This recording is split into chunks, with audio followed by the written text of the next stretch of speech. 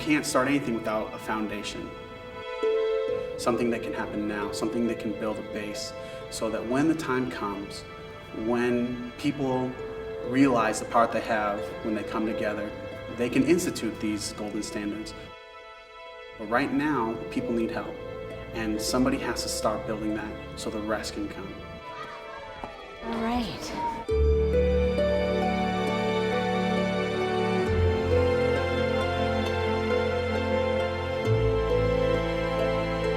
We're here participating in a training mission that involves audiology students and lots of trainees from all around that are here being trained on the community-based hearing healthcare model of the Starkey Hearing Foundation.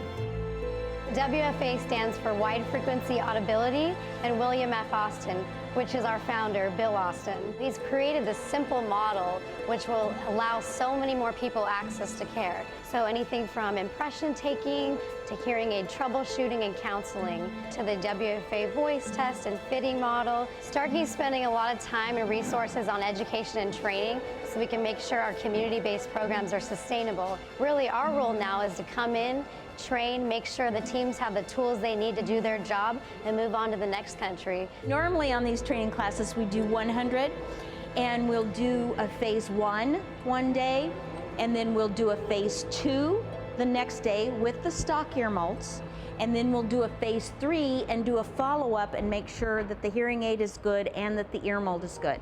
I'm going to go ahead and start with the 3680 because we've got that one, and he's going to let me do it now because now he knows what I'm doing. Papa. Ready? Champion! Look at you go. Oh.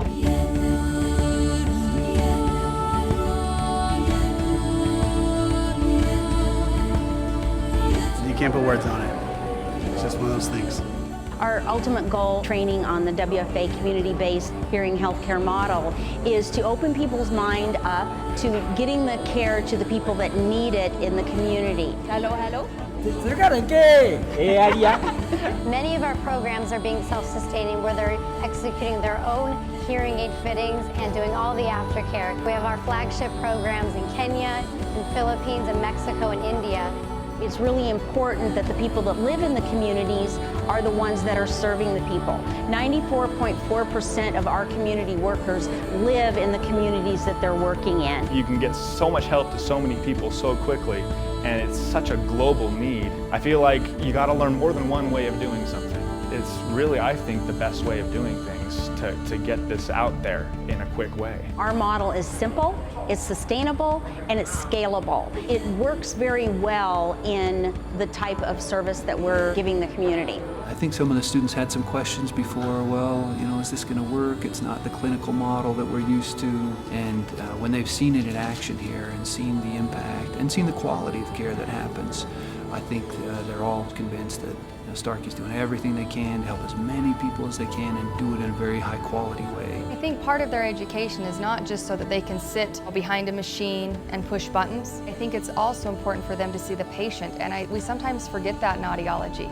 It forces them to view things in a different way and to really connect with the patient. Until you get out in the field and are doing it, you know, that's when the real power comes and where they really understand this is how it works in a community-based hearing healthcare model. You can't get that out of a classroom. It's so emotional seeing those children learning a lot of things. When we think that they can't say anything, but then they can actually talk. If you ask them a question, they'll respond to you. So yeah, it's amazing. This was a completely different experience. There's something where not only did we get to come and help people, but we got to interact with people from all over the world that gives you a global perspective that can't be matched. By setting an example, by giving them the idea on the model, we're creating future champions for their country and for our world. When we can come together like we have today, and we can combine clinical minds with a community-based model, the great things can happen.